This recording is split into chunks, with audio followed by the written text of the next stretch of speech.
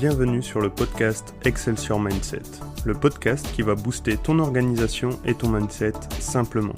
Je suis Jean-Baptiste de JBC Excelsior et je te partage toutes les semaines mes connaissances et mes expériences autour de l'organisation, le mindset et la technique. Installe-toi confortablement et on y va. Salut et bienvenue à toi, je suis super content de pouvoir te parler aujourd'hui et je suis super content de te voir dans ce premier épisode de podcast. J'espère le premier d'une longue lignée. Et voilà, ce premier épisode un peu pour te parler de moi, te parler de l'objectif du podcast, aussi de ce nouveau départ que je me donne grâce à ce podcast, dont j'ai déjà eu l'idée vraiment et je voulais le lancer donc il y a presque 2 ans, en décembre 2020.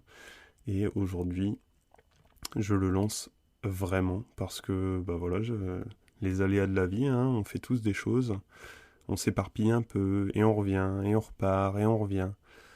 Et là, je sens que c'est la bonne. C'est l'histoire que je vais vous raconter aujourd'hui, qui est l'histoire donc de ce podcast, d'où il est parti et où j'ai envie de l'emmener.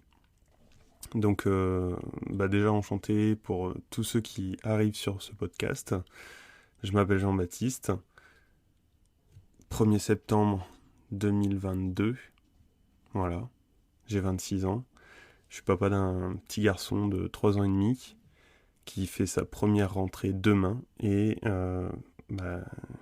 tout simplement, je suis là pour aider donc les papas entrepreneurs qui se lancent dans leur activité, qui veulent lancer une activité, à se délester un petit peu de tout ce qui est la technique sur internet, sur les ordinateurs, etc., qui connaissent peut-être certaines choses, mais qui ont du mal à se lancer, ont du mal à mettre en place les bonnes actions pour aller chercher plus loin, tout simplement.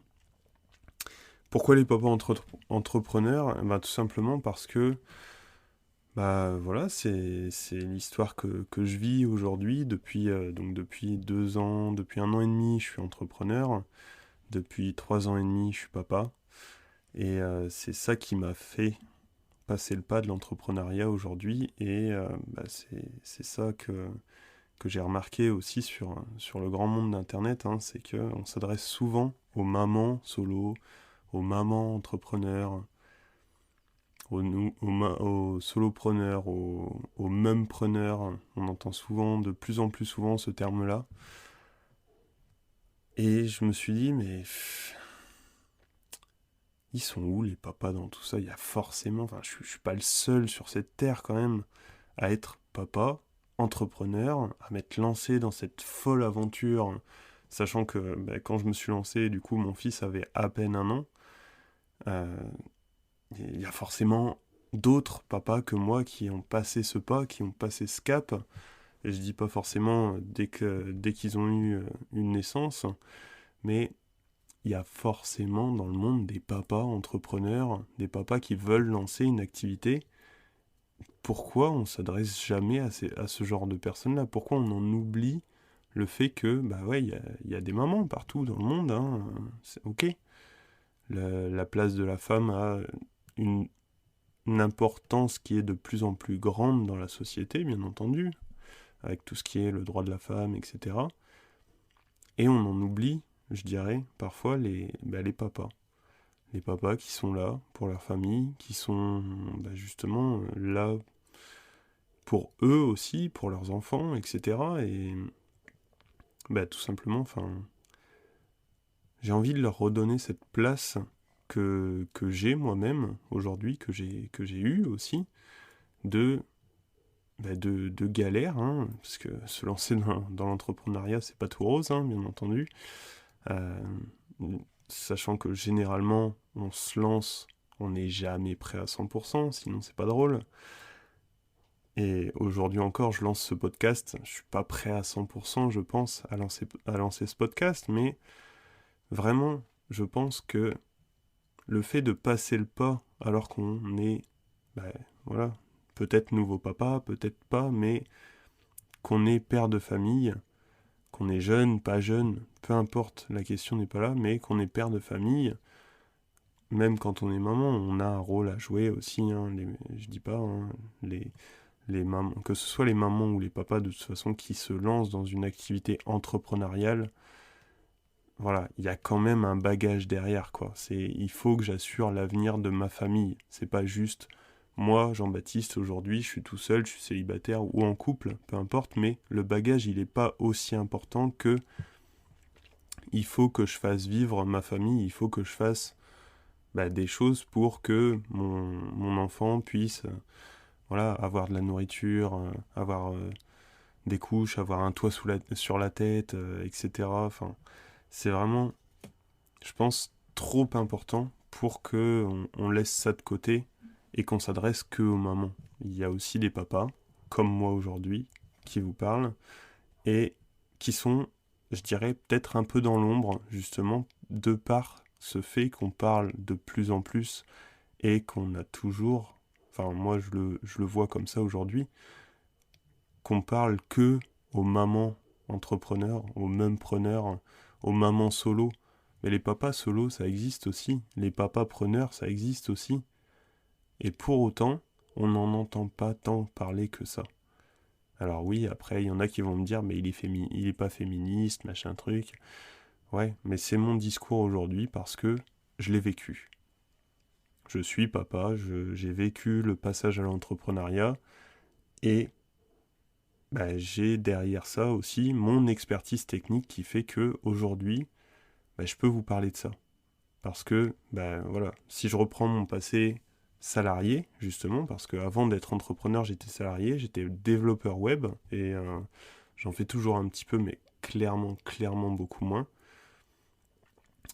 J'étais salarié, j'étais développeur web, comme je l'ai dit, et j'ai tout ce bagage technique de, quand il y a un truc qui marche pas sur Internet, généralement, voilà, je me débrouille et allez, maximum, en règle générale, en 1 heure, c'est réglé le problème, tu vois. Et du coup, il y a ce bagage technique qui fait que maintenant, je peux aider les papas entrepreneurs, justement, les papas qui... Enfin, pas que les papas, bien entendu, mais les personnes qui se lancent dans une activité à dire, ok, on va faire ensemble quelque chose avec des outils gratuits qui existent ou à moindre frais qui existent pour que tu puisses te lancer sans un sou en poche, gagner ton premier argent et ensuite déjà commencer par te payer, hein, parce que comme je l'ai dit, il y a un background derrière, hein, il y a ta famille à nourrir, enfin, toi-même aussi, il faut pas l'oublier, mais il y a tout ça en fait. Et tout ça c'est quoi ? Tout simplement c'est juste le fait que voilà, moi j'ai ce bagage technologique, j'ai aussi le bagage organisationnel, puisque ça va faire 5 ans que je travaille sur l'organisation aussi, sur les méthodes d'organisation qui existent, sur les lois du temps, les lois de... un peu tout, les lois du succès, etc., etc. Il y a toute cette partie mindset qui va beaucoup avec l'organisation, justement, puisque voilà, il faut voir la chose d'une telle façon, il faut tourner un petit peu, c'est comme une boule à facettes, en fait, et si on reste pas, si on prend un angle différent, on voit la chose d'une manière différente. Et pardon, tout simplement, dans l'organisation et dans le mindset, l'état d'esprit, la façon de penser,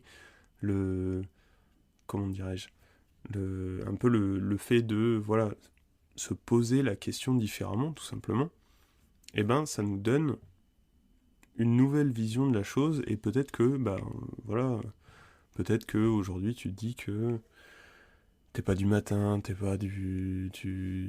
bien te coucher tard, tu travailles tard le soir parce que t'es plus productif le soir. Voilà, ça reste une pensée, ça reste une croyance.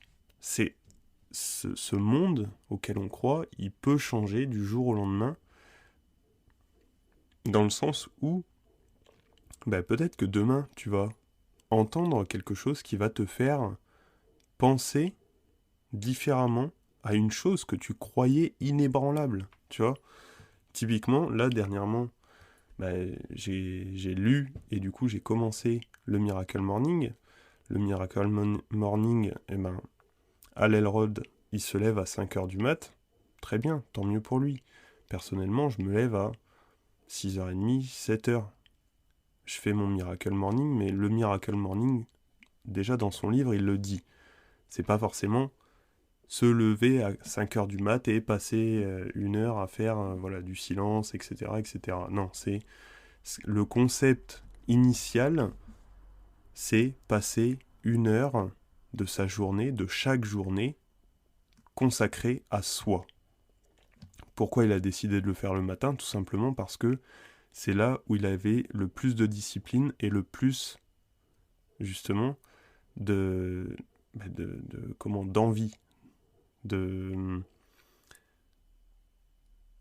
J'ai plus mon mot, mais il avait cette discipline, justement, de se dire le matin, ok, je me lève, j'y vais. Et il s'obligeait à le faire, au début en tout cas, jusqu'à ce que ça devienne une habitude, et ça fait partie de l'organisation. Transformer justement cette discipline en habitude pour que la discipline laisse place à une automatisation. C'est pas que envoyer des mails automatiquement, l'automatisation, non, c'est aussi créer des habitudes. Il y a des habitudes de vie positives, il y a des habitudes de vie négatives. Et maintenant, il faut faire en sorte que 80%, voire même 100% de tes habitudes soient des habitudes de vie positives. Donc ça, lié à la technique, lié au mindset, donc à l'état d'esprit, à la façon de penser, à la façon de voir les choses, à la façon de tourner autour d'une question, justement, de se la poser différemment, de se dire, ok, par exemple, ma journée d'hier, comment elle était? Est-ce qu'il y a des choses qui se sont bien passées? Ok. Qu'est-ce que ça m'a apporté? Ok. Pourquoi je me suis senti comme ça? Parce que c'est intéressant aussi de savoir pourquoi c'était bien. Et à contrario, il y a des choses qui se sont peut-être pas, mais mal passées. Pourquoi? Comment je me suis senti? Pourquoi je me suis senti comme ça? Qu'est-ce qui a fait que je me suis senti comme ça? Et en se posant ce genre de questions, tout simplement, on avance, on met en place une organisation, un mode de vie qui nous ressemble, et à côté de ça, on devient la personne qu'on a envie de devenir. Et ça commence par quoi? Ça commence par des objectifs. Des objectifs, on en a tous dans la vie. Il y en a qui ont pour l'objectif d'arrêter de fumer. Et ils le visualisent pas assez, en fait. Ils ont cet objectif au fond d'eux, mais ils n'ont pas cette envie de vraiment arrêter de fumer, de vraiment arrêter de boire de l'alcool, de vraiment arrêter arrêter ou commencer quelque chose. Il y en a qui ont envie de commencer, j'en sais rien, un sport, ils s'y mettent, et au bout de 2 semaines, ils perdent la motivation. Voilà, c'est ça que c'est le mot que je cherchais tout à l'heure, la motivation. Al Elrod, dans son Miracle Morning, c'est juste passer 1 heure à se consacrer à soi, et lui, il a décidé de la passer le matin en se levant, de se lever à 5h du mat parce qu'il avait une vie de salarié quand il a commencé. Donc il se levait 1 heure en avance de son boulot. Et il le faisait le matin parce qu'il savait que le matin, en se levant, c'était le moment où il avait, au début, le plus de discipline. Et petit à petit, le plus de discipline, le plus de motivation. Et petit à petit, ça a laissé la place à l'habitude. Et s'il ne le faisait pas, son Miracle Morning, ça c'est une habitude de vie, qu'elle soit positive ou négative, s'il ne faisait pas son Miracle Morning une fois que c'est devenu une habitude, il ressentait comme un manque dans sa journée. Il n'a pas passé 1 heure de sa journée avec lui-même, et il le ressentait comme un manque. C'est comme une personne qui n'a pas fumé pendant toute une journée, ça y est, c'est un manque. Je pense que vous avez bien compris le concept, et voilà, tout est né de là. Tout est né de là, et aujourd'hui, dans ce podcast-là, toutes les semaines, je vais vous partager des connaissances, des expériences que j'ai pu vivre, que j'ai pu acquérir sur l'organisation. Donc j'ai lu pas mal de livres, j'ai expérimenté beaucoup de choses. Et même encore aujourd'hui, j'expérimente beaucoup de choses. Même demain, j'expérimenterai beaucoup de choses, je lirai beaucoup de livres. Mais voilà, l'organisation, la technique, des petits hacks, des petites astuces, des sites, des choses comme ça, des choses qui se font facilement, qui se font simplement, et auxquelles on pense pas, tellement c'est simple en fait, ou alors parce qu'on connaît pas tout simplement, alors que ça gagne à être connu, puisque c'est gratos, ou à moindre frais en tout cas, et ça marche très bien quand on débute une activité.